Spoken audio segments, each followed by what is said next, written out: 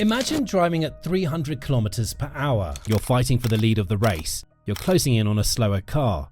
Normally, that car gets a blue flag on its steering wheel display with its own car number next to it, so the driver knows to move aside. But not today. Today, the lights are flashing on everyone's wheel, even on yours, while you're leading the race. Nobody knows who's supposed to move over anymore. The system is broken, and your engineer says nothing. This is exactly what happened at the Hungarian Grand Prix. What started as a normal race turned into an absolute nightmare around lap 9 for the drivers, the teams, and race control. It led to crashes, furious radio messages, time penalties, and extraordinary outbursts from Toto Wolff, who called the engineers of rival teams Teletubbies. So let's break down exactly what went wrong, why it went wrong, and how a simple software failure turned the entire race on its head. To understand why this caused so much chaos, we first need to look at how the blue flag system works in modern Formula 1. In the old days, marshals simply stood at the side of the track waving a physical blue flag. Today, it's a highly automated system. The moment a faster car comes within a certain time gap of a back marker, the GPS system detects it. The back marker automatically receives a blue warning on his steering wheel display, including his own car number, so there's absolutely no doubt who the flag is for. At the same time, the large LED panels along the track light up blue.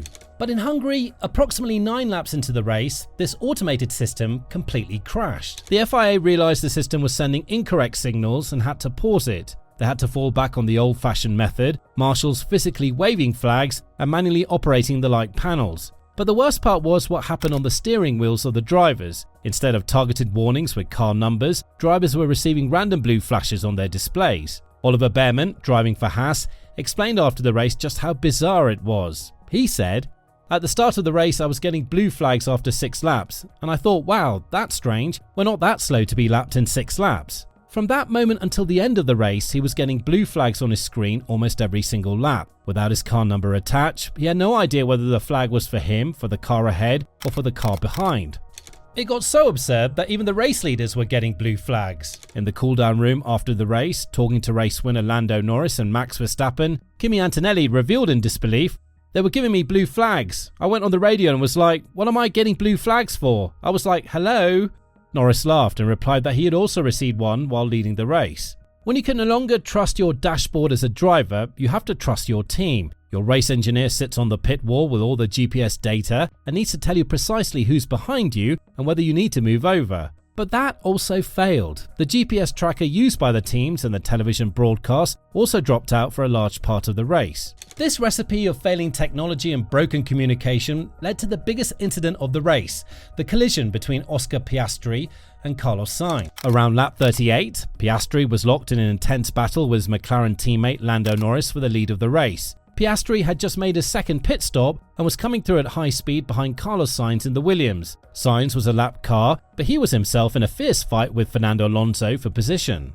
As they came out of turn 2, the long sweeping corner, Piastri was right behind Sainz. Normally, Sainz would have had a warning on his wheel long before this moment, but his screen was blank. His engineer told him nothing, and Piastri was sitting exactly in his blind spot. Sainz turned in, and the two made contact. Piastri was furious. Over the team radio he screamed, "Get out of the effing way, you idiot! Oh my god!" The damage to his car and the time he lost cost him the lead of the race to Norris. Later, Piastri would also retire with a gearbox failure, which completely ruined his day. After the race, Piastri had still not cooled down. He called the incident unacceptable. When he was told that Sainz had blamed the failing system, Piastri was ruthless. "For me, that's no excuse at all. That's got to be one of the dumbest things I've seen on a racetrack. I don't really care what excuse he gave. He was fighting Fernando for last place like it was the World Championship. When you go and do something like that, I think maybe you should look in the mirror a bit." Sainz defended himself by pointing to the chaos. "I had no idea I was about to get lapped," he said. "I was in a big fight with Fernando and I wouldn't have expected Oscar to be there. If I had expected him, he was in my dead spot. It was impossible, honestly, from my side to avoid it." He also added, without much remorse, "I think I have a pretty good excuse for what happened this time." And then with a shrug, "If we weren't so slow, there wouldn't be so many blue flags, so we know what the solution is." The stewards gave Sainz a 5-second time penalty. Notably, this was a reduced punishment. Normally, an incident like this carries a 10-second penalty. The stewards explicitly stated that the limited visibility of blue flags was a mitigating circumstance that reduces Sainz's degree of culpability. But Piastri and Sainz weren't the only ones affected. Max Verstappen, who had been frustrated all race about the balance and aerodynamics of his Red Bull, also ran into the blue flag chaos. At one point, he was held up by back markers who were simply not moving over, and he erupted over the radio. "They should get a damn penalty. This is ridiculous. Oh my god." Verstappen was in the middle of an overtaking battle, and every second he lost behind a back marker who ignored the flags was precious. He still managed an impressive second-place finish, but the frustration in his voice was unmistakable. And then there was an incident in the closing stages of the race, which sent Toto Wolff completely over the edge. Kimi Antonelli and Lewis Hamilton were in an intense fight for the final podium position. As they pushed each other to the absolute limit, they encountered backmarkers, including Gabriele Bortoleto and the Audi, who were not getting out of the way. Because the system wasn't working, these lap cars were not receiving clear instructions. Some of them even started defending their position against the race leaders, which created genuinely dangerous situations. Toto Wolff, the team principal of Mercedes, was furious after the race. In an interview with Spanish television, he didn't hold back. He pointed not so much at the drivers but at the people on the pit walls. "The marshalling system not functioning and cars in the back defending on Lewis and Kimi's fight is just disgraceful," said Wolff. And then came the quote of the weekend. "It's disgraceful for some of the Teletubbies engineers that sit on the pit walls of these teams, not telling the drivers what's happening behind." Wolff hit the nail on the head. Yes, the FIA system failed. That's a technical problem that can happen. But Formula One is a team sport. When the technology in the car fails, it's the race engineer's job to become the eyes and ears of the driver. Esteban Ocon admitted after the race that he had blocked Isaac Hadjar for 3 corners because he thought they were racing for position. It was only after 3 corners that his engineer told him he was a lap down. That's simply too late.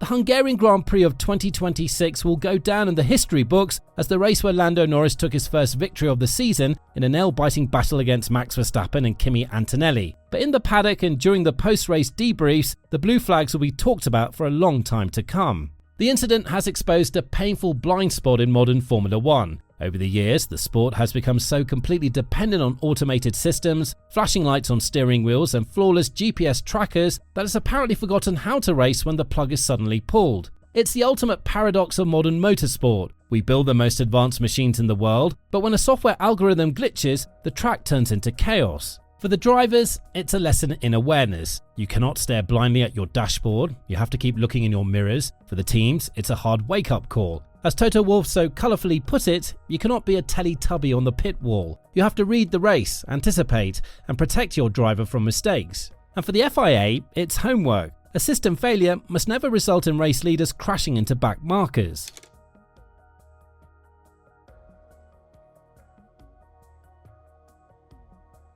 When a driver is approaching a slower car at 300 km per hour, there must be absolute clarity. There is no room for doubt, no time for discussion. In Hungary, that clarity simply wasn't there. The result was chaos, unnecessary crashes, disputed penalties, and a lot of angry faces in the paddock. The championship battle this year is incredibly tight, and we cannot afford for a title fight to be decided by a malfunctioning warning light. Let's hope the systems are working properly again next time out in Zandvoort, because the sport simply cannot afford another weekend like this.